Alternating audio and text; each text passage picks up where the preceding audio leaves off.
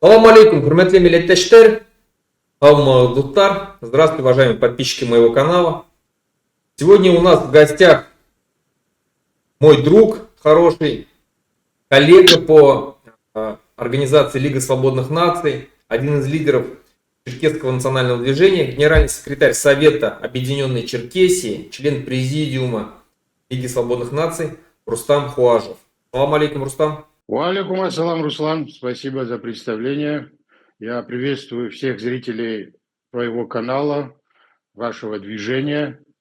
Мне очень приятно, что вы меня пригласили, поскольку я вижу постоянно именно представителей башкортов в комментариях, которые под нашими видео постоянно комментируют, отзываются и желают нам всяческих успехов. Мне очень приятно быть у вас в гостях. Рустам, вот сегодня, без, скажем так, ложной скромности, наверное, можно сказать, что ты один из таких ярких спикеров канала Лиги свободных наций. Очень сильные у тебя видео. Особенно последнее твое видео, которое мне очень сильно зашло. Я его там 2 раза даже пересмотрел, когда ты ответил своим манкуртам. Кто не знает, я расскажу предысторию. Буквально недавно Верховная Рада Украины приняла постановление о том, что она признает геноцид черкесов, правильно, по-моему, да, я назвал, вот, и право на восстановление собственного государства. И в духе, как говорится, манкуртизма самого настоящего, чиновники из Черкесии делали заявление, это не чиновники, по-моему, общественные деятели, делали заявление, где осудили, так вот, скажем так, осудили вот это вот постановление Верховной Рады вообще. Можешь об этом что-то рассказать коротко? И вот твой ответ был очень сильный такой. Так, да. Да, конечно. Спасибо за вопрос, Руслан. Эта проблема манкуртизма, она существует, в принципе, в любом народе, особенно на стадии, которую проходим и ваш народ.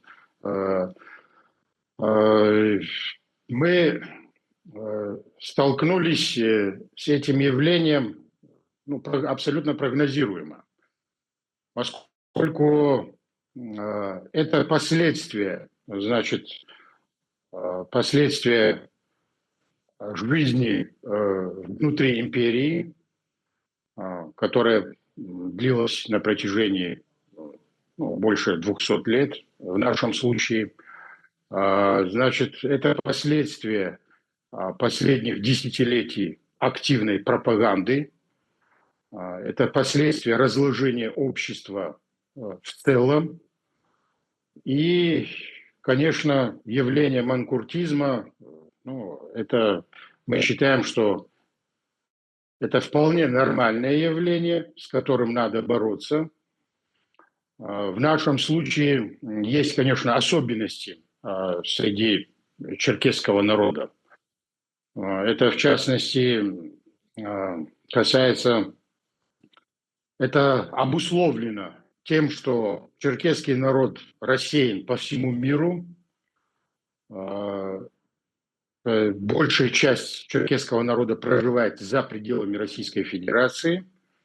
И ни образованием, ни самосознанием черкесского народа никто не занимался, кроме самого черкесского народа, соответственно.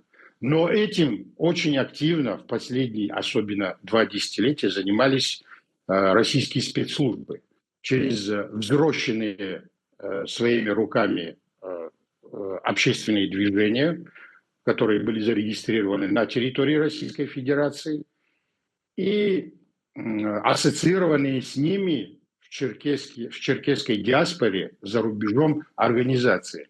Они откровенно получали финансирование из российского бюджета, какие-то преференции, ассоциированные с российскими спецслужбами общественные организации имели такие преференции, как беспрепятственное получение виз на свою историческую родину, как бы это парадоксально ни звучало, представителям черкесского народа, чтобы посетить черкесскую свою родину историческую, ну, необходимо была и есть получение российской визы.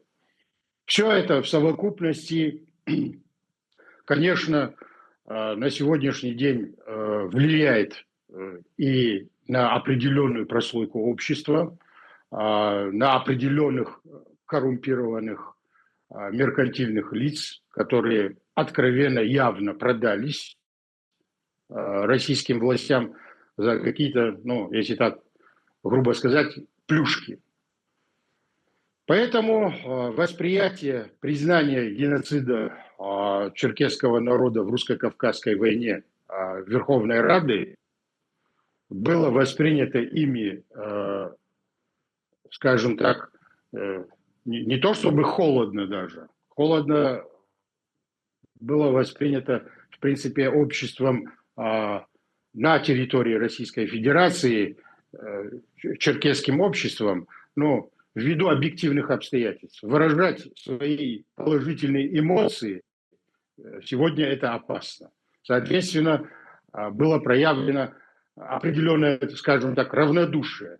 А лицами, ассоциированными со спецслужбами, с российской властью, с Кремлем, это было воспринято агрессивно-радикально.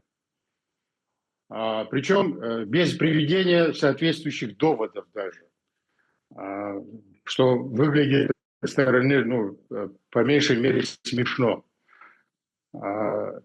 Значит, эта их реакция понятна. Наша главная задача, чтобы те люди, есть и заблуждающиеся люди, реально заблуждающиеся люди, которые считают, что, ну, скажем так, если по-простому сказать, ссориться с российской властью невыгодно для черкесского народа и контрпродуктивно. Необходимо, чтобы до них дошло, что с российской властью договориться невозможно, просто невозможно. Это доказано опытным путем. На протяжении десятилетий советской власти и на протяжении вот последних 3 десятилетий российской власти. Мы за это время лишились обязательного изучения родного языка. Наш народ не может отмечать траурные страницы своей истории. Мы разделены на 3 анклава внутри Российской Федерации. Представители нашего народа не имеют права на репатриацию, да, несмотря на то, что в Российской Федерации существует закон о репатриации соотечественников, но почему-то черкесы не вошли в эту категорию. И все это является доказательством того, что народ погибнет и ассимилируется в течение ближайшего времени, если у нашего народа не будет своей государственности. Мы, вот пассионарная часть черкесского общества прекрасно понимает важность и значение признания геноцида черкесского народа Верховной Рады, и мы считаем это важнейшим шагом для развития нашего национально-освободительного движения. Я не случайно затронул в самом начале вот эту тему. У нас, кстати, немножко картинка зависает у тебя. Да, у тебя тоже, Руслан, подвисает. Интернетом. Так вот, не случайно затронул. Почему? Потому что то же самое происходит и в нашем народе, в башкирском народе. Точно так же банкрутизм процветает. Точно так же есть люди, которые считают, что ссориться с российской властью сейчас контрпродуктивно, как ты сказал. То нужно сейчас приспосабливаться, как-то выживать. Но когда тебя откровенно, скажем, по очереди твой народ заталкивают в печь, крематорий, живьем и сжигают, то тут понятно, что здесь надо бороться. Ну, приспособиться в таких условиях невозможно. А тебя откровенно уничтожают. Точно так же у нас буквально недавно прошел Всемирный Курултай-Башкир. Туда собрались, как они считают, собрали, точнее, представителей лучшего общества. Это лучшее башкирское общество, которое там присутствовало, в кавычках, проголосовало за резолюцию, принятую, где, скажем так, одобрила внешнюю политику Путина, одобрила внутреннюю политику, опять поговорила там, повздыхала о исчезающем башкирском языке, но какие причины привели к этому, осудила, то есть какие причины привели к этому не назвала, осудила, скажем так, иммигрантов башкирского числа, которые сейчас мутят воду, ну и вообще осудила всех тех, кто принимал участие в баймакских событиях, которые прошли год назад. Вот, поэтому, да, к сожалению, вот эта политика российская, она идет по всем народам вот такая вот. И люди действительно предают интересы своего народа за какие-то плюшки, за теплые места, за возможность вести и так далее. С этим надо бороться, их надо обличать, я уверен. И вот твой ответ, я его у себя перепостил на канале, показал, что так и нужно. А по поводу, вот как раз мы перешли, ты рассказал о том, что вам необходимо, чтобы выжить, иметь свое собственное государство. Я абсолютно полностью согласен, придерживаюсь такого же мнения и борюсь за то, чтобы у нас было свое собственное государство. Каким там видишь государство, каким оно должно быть? Если я не ошибаюсь, то война, которая закончилась в 1864 году, оккупацией всех по Кавказа, и сегодняшние города, такие как Сочи, допустим, да, курортные города, это все бывшие земли черкесские, оттуда с самых благоприятных земель были выселены черкесы, и мы знаем, что приезжали даже турецкие пароходы, которые забирали черкесов, или потому что взяли земель, а те, которые остались, ну вот, пытались приспособиться, как ты говоришь, анклава. Как собираетесь возвращать территорию вашу прошлую? Насколько, какая она, вот в вашем представлении, должна быть, эта территория? Какие земли сегодняшние должны в нее входить? Вот если можно, коротко об этом.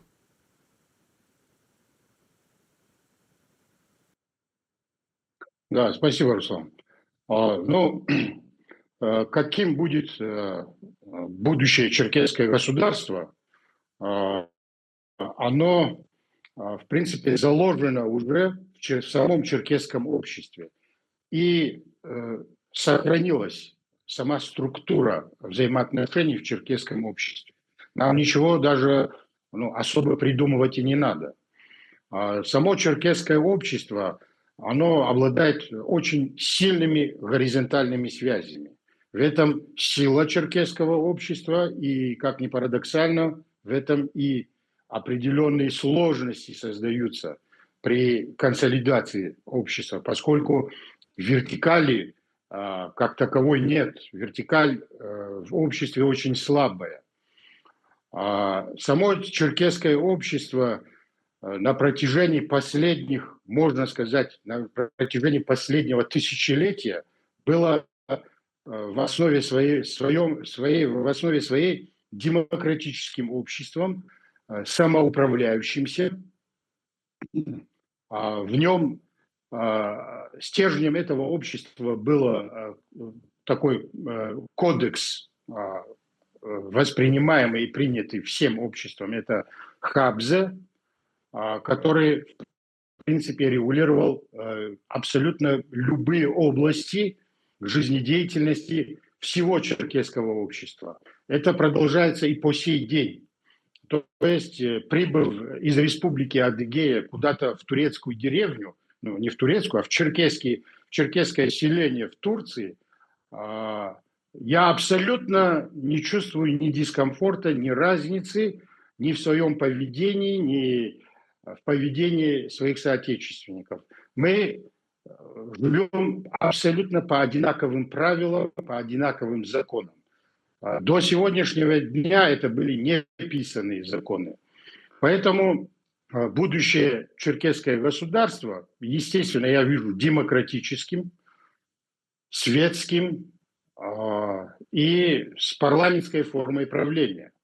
Все это заложено непосредственно уже в основах самого общества. По-другому это общество жить не сможет.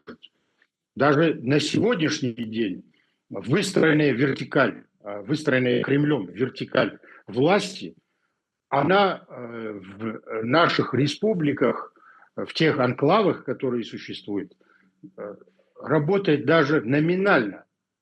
Она не имеет того скелета, который имеется в других регионах. У нас эта вертикаль как бы существует, но общество в любом случае регулирует свою жизнь. Это касается в основном, естественно, черкесского этноса. То, что, допустим, в других регионах в России могут назвать там определенной клановостью, на самом деле это кажется со стороны, это взаимоотношения этого общества.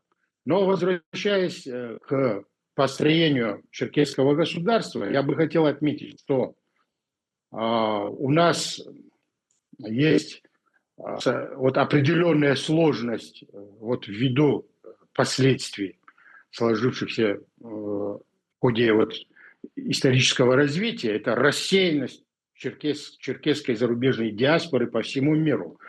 В этом есть сложность, но и в этом есть наше огромное преимущество. То есть наши диаспоры интегрировались в общество в других государствах, причем интегрировались не просто в формате выживания, а интегрировались в формате строительства этих государств.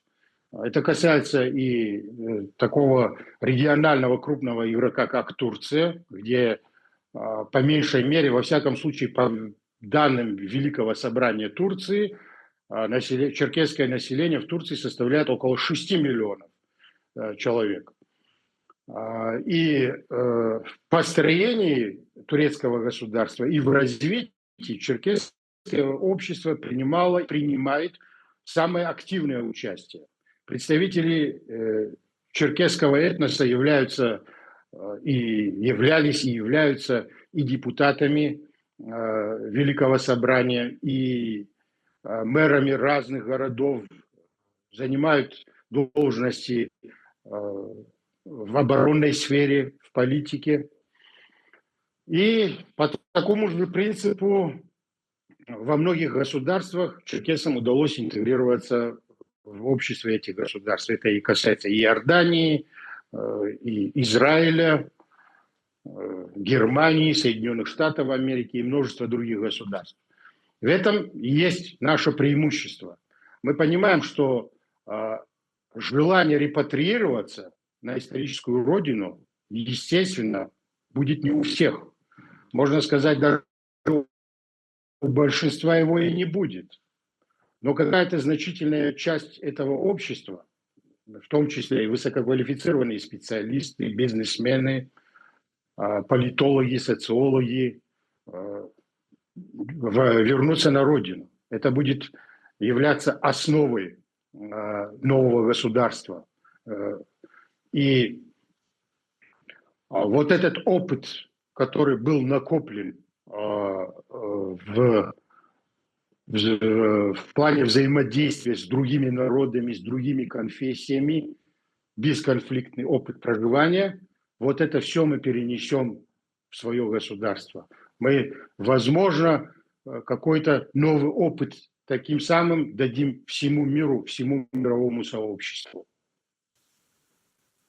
Ну а вот вообще, как будет идти процесс становления государства? Но если я не ошибаюсь, поправь меня, на данный момент на тех территориях, на которые претендует черкесское государство будущее, проживает Ну, что-то от 5 там, до 8 миллионов русских. Как быть с этим? Спасибо, Руслан. Да, на территориях исторической Черкесии проживают не только русские, большой, ну, естественно, большая часть это, во всяком случае, русскоязычное население. Это и украинцы, и белорусы, и поляки, греки, армяне, в том числе уже получается в ходе последних столетий интегрировано с нами проживают и другие автохтонные народы. Это карачаевцы, балкарцы, это их родная земля тоже, но мы уже интегрировались. Естественно, что все, кто проживает на этой территории, все эти люди, у кого будет желание, естественно, никто не будет заставлять, это будут граждане этого общего государства с абсолютно одинаковыми правами, с абсолютно одинаковыми обязанностями. Единственное отличие, значит, за что мы боремся, это право на репатриацию на свою историческую родину будут иметь черкесы и представители других автохтонных народов, которые в силу трагических обстоятельств покинули, значит, свою родину. Вернее, их потомки, получается, ну и потомки наших предков. Вот. Во всем остальном это будет демократическое государство, с, со всеми, значит, с абсолютно равными правами для всех граждан без учета национальностей, конфессий. Вот демократическое государство. Поэтому нету речи о построении какой-то великой Черкесии, нету речи о построении чистого этнического государства. Мы отталкиваемся от событий, от сегодняшнего дня мы отталкиваемся. Мы принимаем реальность как данность. Это я все понимаю, да, но реальность говорит сегодня о том, что, как я сказал, больше 5 миллионов русских в сегодняшний момент проживает на вашей территории, где вы собираетесь строить свое государство. И даже если половина черкесов вернется обратно, учитывая то население черкесов, которое сегодня есть в Российской Федерации, их, скорее всего, будет меньше, чем русскоязычного населения. Но давай честно признаемся, что большинство русскоязычного населения, те же самые украинцы, белорусы, немцы, греки и так далее, которые в прошлом были как бы этнически теми народами, о которых я сейчас говорю, в большинстве сегодня они себя в результате этой пропаганды считают русскими, как правило. И мало кто будет возвращаться там к своим корням. Ну, кто-то, возможно, вернется, но вот все равно. И в итоге вот это русскоязычное население, которое много лет было пропитано пропагандой великодержавного русского шовинизма, представим, что получится так, что вот этого населения будет больше, чем черкесов. Соответственно, в демократическом государстве, в любом, во всех выборах будут побеждать в большинстве своем русскоязычные. Ну, то есть, если они меняться, то они смогут продвигать своих кандидатов, там, своих депутатов, мэров городов выбирать и так далее, и так далее. Как вот здесь, не угрожает ли национальной безопасности черкесского государства эта ситуация? Спасибо, Руслан. Да, я понимаю вашу тревогу и опасения, но здесь существуют, значит, такие моменты. Ну, и вы, и я, мы все прекрасно понимаем, что такое большинство. Сегодня этой пропаганде, значит, подверглись не только русскоязычное население, но в том числе и черкесское, и балкарское, и карачаевское, все население. Большинство всегда, значит, склоняется туда, значит, куда дует ветер. Сегодня они подверглись кремлевской пропаганде. Завтра в построении этого государства будут участвовать другие силы. И им придется смириться всем. И черкесам, и русским, и грекам, всем абсолютно придется смириться. Никто не говорит, что вот так вот за ночь проснутся и все вдруг станут разумными. Мы все это прекрасно понимаем. И еще один момент я бы хотел здесь отметить. Необходимо учесть, что право на репатриацию – это право на переезд, но право на гражданство этого никто не отменял. У нас в истории человечества есть примеры, когда человеку, чтобы быть гражданином, не обязательно жить на своей территории. Мы право на гражданство, значит, всем желающим черкесам предоставим. Со всеми вытекающими, соответственно, последствиями, с правами и обязанностями. Если человек, находясь и проживая за рубежом, этнически, значит, если он считает себя черкесом и принял гражданство, соответственно, он будет платить и налоги, он будет служить и в рядах вооруженных сил, он будет участвовать и в голосовании. Вот, поэтому тут вопрос количественного перевеса других этносов, это такой, я бы так однозначно, да, не говорил бы о том, что кто-то за счет преимущества, количественного преимущества может выводить политику на свою линию. А так я не спорю, абсолютно не оспариваю право других национальностей быть и мэрами, и депутатами, даже создание экстерриториальных автономий. Это абсолютно право народа. Это, если мы считаем себя демократическим государством, мы обязаны такое право дать любому народу, который проживает на этой территории.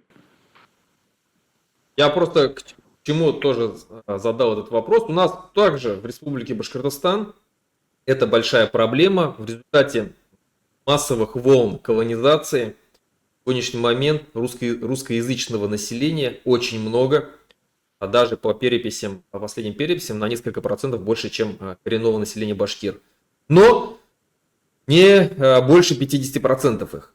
То есть мусульманского населения, татар и башкир, а если объединить, то их больше. Русских в 2 раза практически. Вот. И мы у себя в своем проекте, скажем так, расписали, как будет даваться гражданство будущего независимого Башкортостана.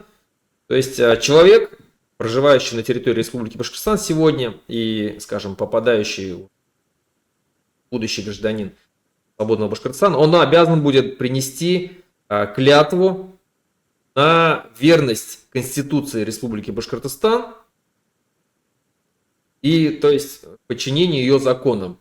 Если человек дает такую клятву, он становится гражданином Башкортостана и имеет право там на все льготы и так далее.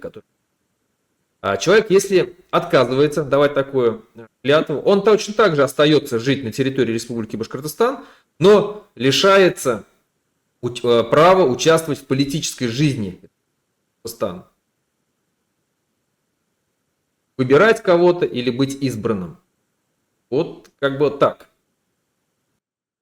Да, я понимаю, это как бы техническая сторона решения этого вопроса.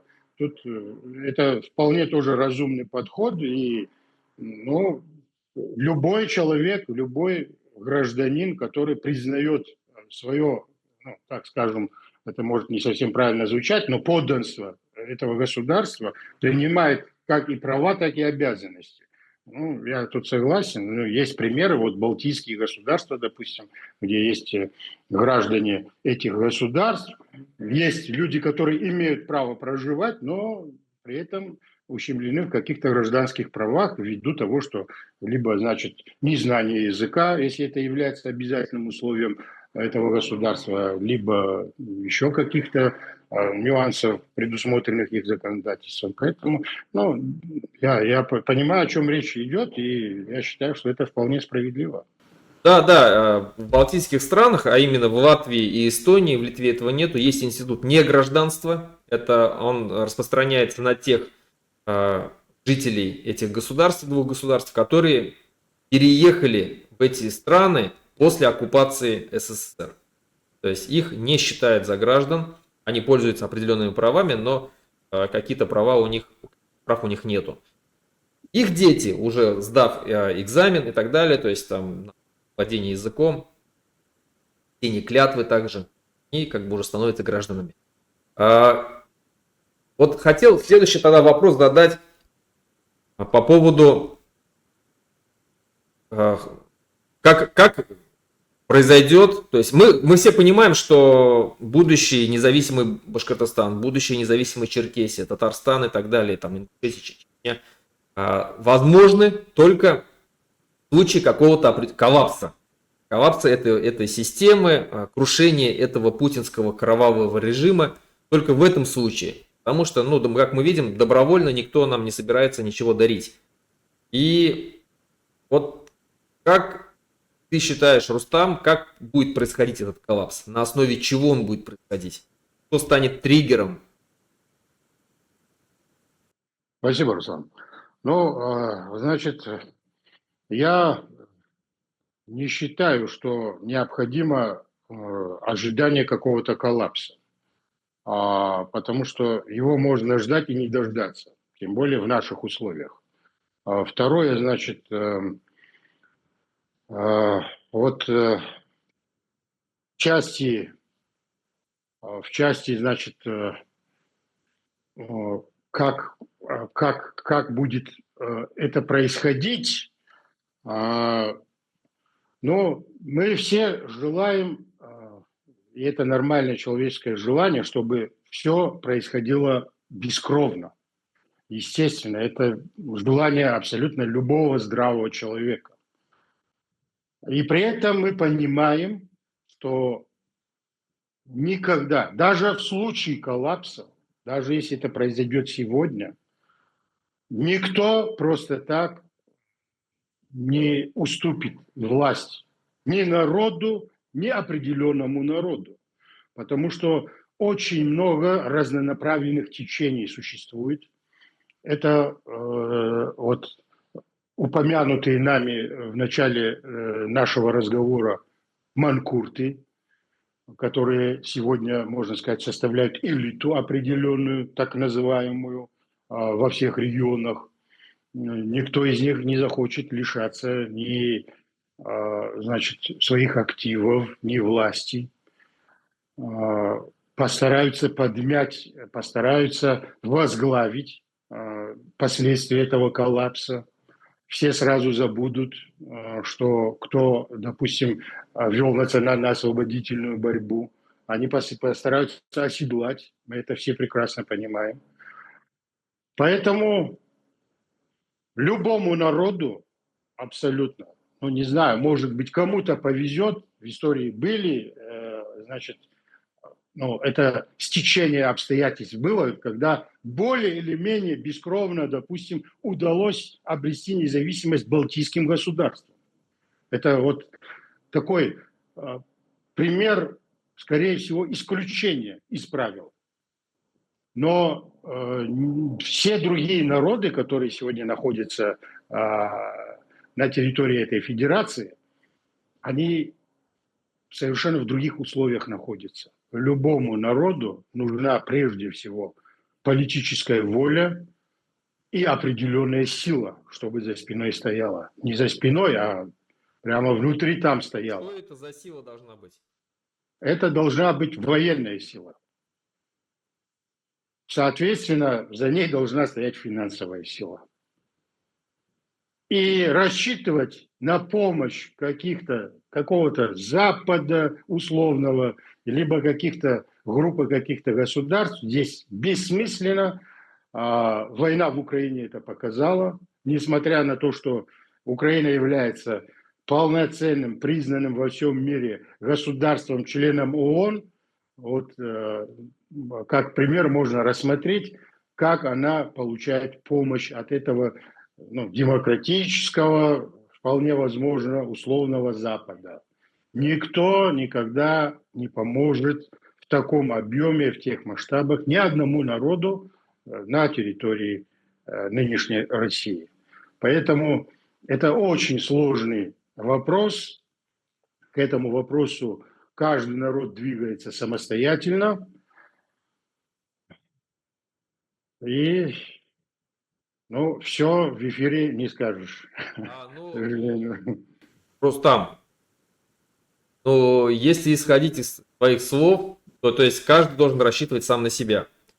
Я в этом глубоко тоже убежден, согласен с этим, но я также считаю, в некотором вопросе я, возможно,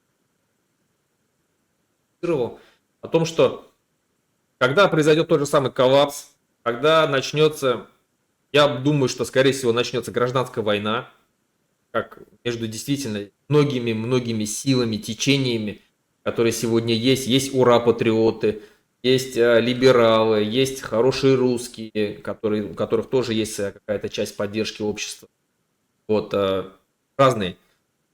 И есть, скажем так, системные либералы, которые и там, и там.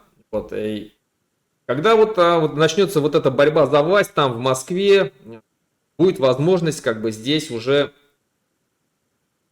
нам всем, скажем, да, попытаться освободиться. И вполне возможно, если уже сейчас мы видим, что это не какое-то мощное государство, которое вот в какой-то там час X рухнет, может рухнуть там, ну и начнется смена режима.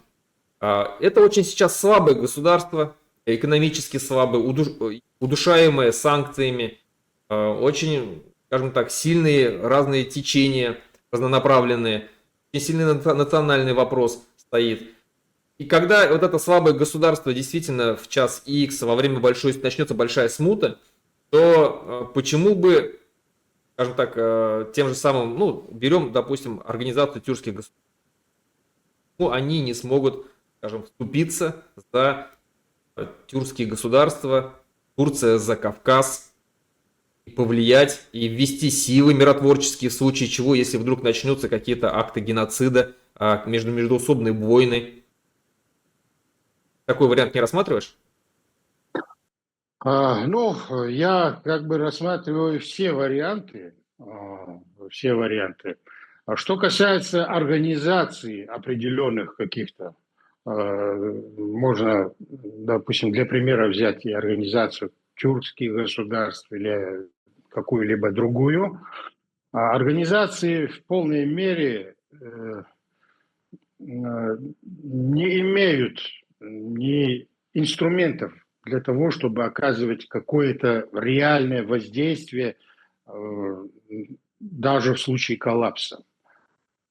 Поскольку сами государства, входящие в эти организации, они прежде всего думают о своей выгоде и зависимы от общемировой конъюнктуры, от позиций Соединенных Штатов Америки, от позиций других государств, там, от позиций Европейского Союза, от позиций Китая, в конце концов. Вот.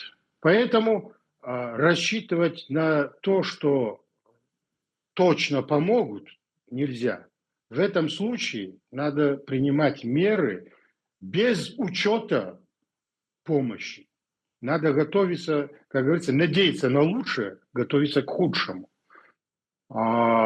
И в свете этого вот сегодня, сейчас необходимо проводить консультации, переговоры с теми силами, которые стремятся и которые гипотетически, возможно, получат власть в Кремле в том или ином виде.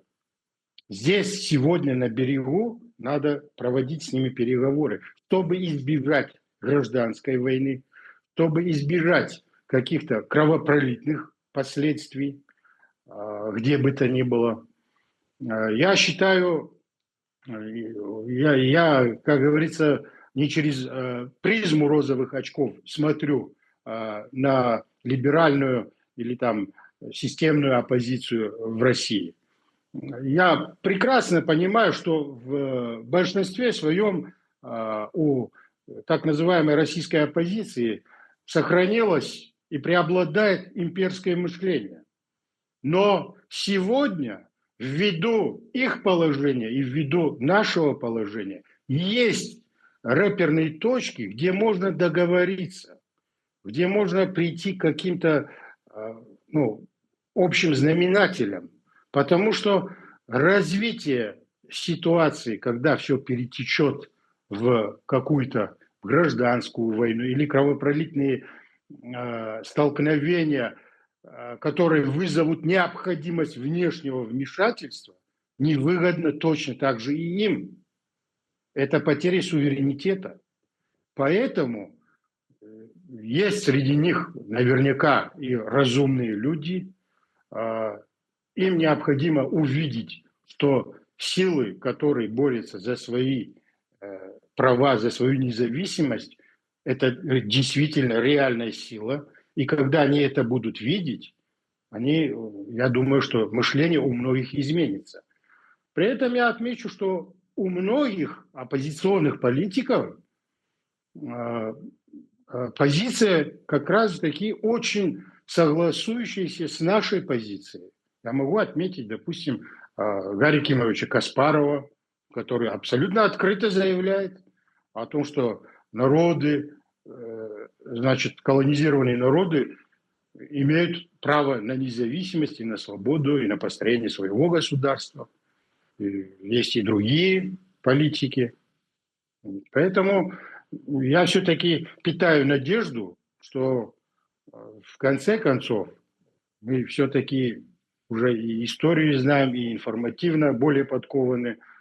Нам удастся, во всяком случае, широкомасштабных каких-то кровавых последствий избежать. Вот раз мы перешли уже к хорошим русским, так называемым. Кстати, данный термин был дан как раз и Гарри Кимовичем Каспаровым. Легкой его руки.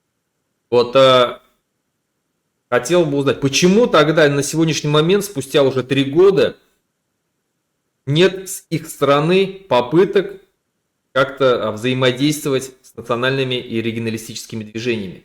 Хотя мы видим, что, скажем так, их речи начинают меняться. Если еще 3 года назад они вообще ничего не говорили о спаде России, о независимости, и принимали это каким национализмом, да, приковством, то сегодня многие, скажем, вполне себе респектабельные политики российского масштаба действительно открыто говорят, как Гарри Каспаров, да, как Евгения Чирикова, Слав Иноземцев. Да, они там с оговорками, там с какими-то говорят, что нужно референдумы проводить, там, что нужно учитывать там население, которое сейчас проживает, другое население и так далее, и так далее. То есть кто-то говорит, что нужна просто расширенная федерализация, либо конфедерация вообще. Вот. Но, то есть они еще не созрели для того, чтобы вступать с нами в контакт и обсуждать это на мировом уровне? Или это их сдерживает вот этот действительно великодержавный шовинизм, который не может их отпустить? Потому что, закончу вот, потому что уже даже сейчас мы видим, что ПАСы, то есть, да, Ассамблея Европы, то есть Совет Европы, начали принимать в резолюциях пункты, которые именно открыто говорят о деколонизации, о том, что независимые, о том, что национальные республики должны получить свою независимость. Вот почему они до сих пор не идут? И нужны ли они? Спасибо, Руслан. На мой взгляд, значит, 2 причины основные. Почему не идут на контакт, так скажем, давайте уже по Гарри Кимовичу, так называемые, значит, хорошие русские. Значит, первая причина – это внедренный, можно сказать, на уровне ДНК империализм, имперское мышление. С этим что-то поделать можно. Вообще, в принципе, совсем можно что-то поделать. И второе, основной фактор, который сегодня присутствует, я считаю, это то, что они не видят реальную... Вы вот сейчас, задавая вопрос, частично на него и ответили. Они не видят реальную силу. Значит, смотрели как на фриков, и так далее, и потихонечку начало меняться это мышление. Вот, допустим, давайте возьмем отношение, допустим, к Чечне у русских либералов, оппозиционеров, хороших, так скажем, либералов. Отношение к Чечне. Значит, по отношению к Чечне они практически, ну, отмахиваются. Ну, Чечня-то бог с ним. Типа этого. Понимаете? Потому что они понимают, не так, так эдак. В любом случае это государство, ну, уже де-факто не Российской Федерации. За этой республикой, за этим народом в той или иной форме есть какая-то сила. Будь то ахматовцы, будь то правительство Ичкерии в изгнании, будь то демократические силы. В любом случае за ними уже какая-то сила. Большинство же народов, значит, на территории Федерации, пока эту силу еще не показало. Вот только-только, вот я хотел бы здесь отметить отдельно, вот огромную роль сыграла Лига свободных наций. Вот в подъеме авторитета национально-освободительных движений этих народов. Вот сейчас начинают проявлять реакцию.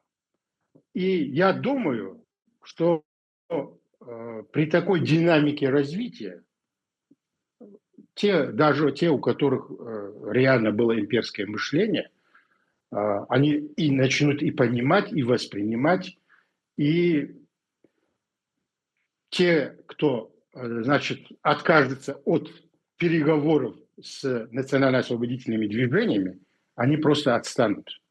Выиграют те, которые как раз-таки будут вести переговоры и достигать договоренности с национально-освободительными движениями.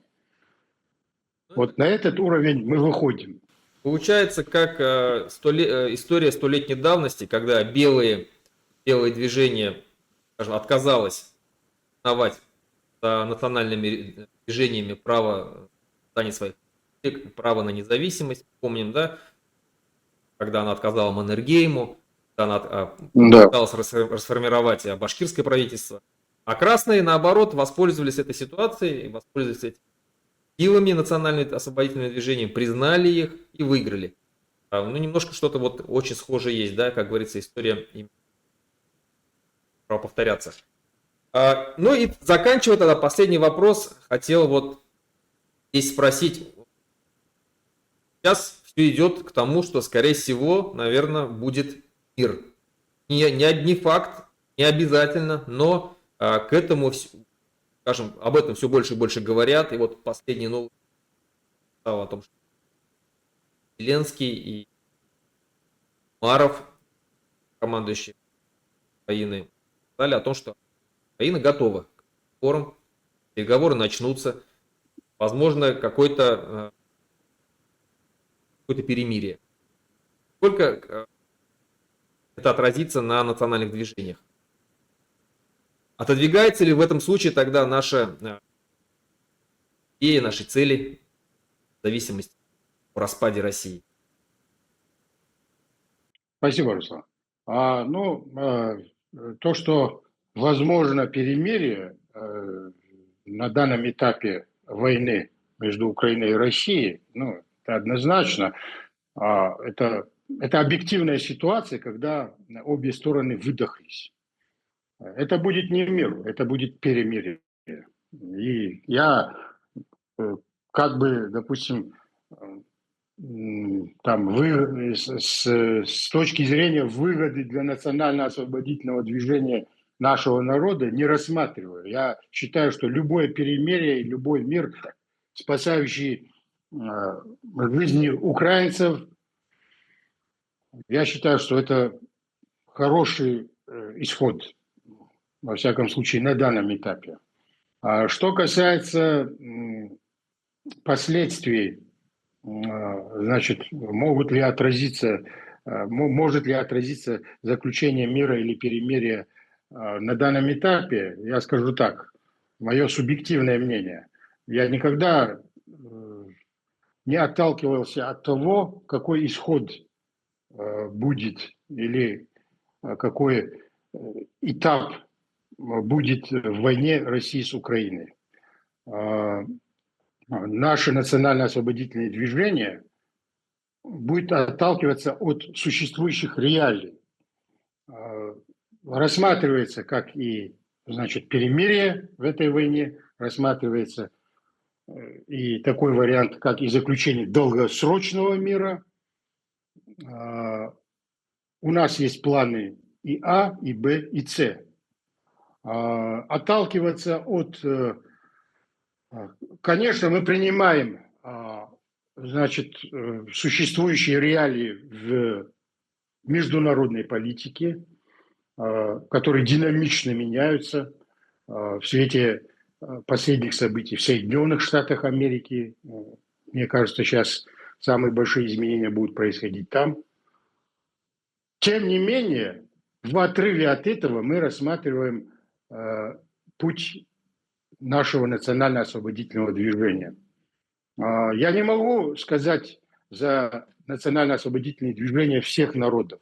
Они очень различаются даже по перспективам. Вот я не буду указывать, какие именно, но есть национально-освободительные движения, которые придут как раз-таки к какому-то варианту федерализма. Потому что построить полноценное государство для них будет крайне сложно, почти невозможно. Надо смотреть на вещи реально. Но при этом то, что они сейчас такую борьбу ведут, поможет, мне кажется, на мой взгляд, им в будущем для того, чтобы в какую-то федерацию войти вместе с Москвой, на более выгодных условиях. Вот как я вижу это. Хорошо, спасибо большое. Спасибо за участие. Я надеюсь, что не в последний раз. И будем обязательно общаться, ждать текущие события и бороться за независимость народов и наших государств. Я тоже вас благодарю, Руслан, за приглашение. Для меня это большая честь выступить перед вашей аудиторией, перед представителями вашего народа. Я желаю и вашему движению, и вашему народу всего самого наилучшего. Большое спасибо. Ахмед.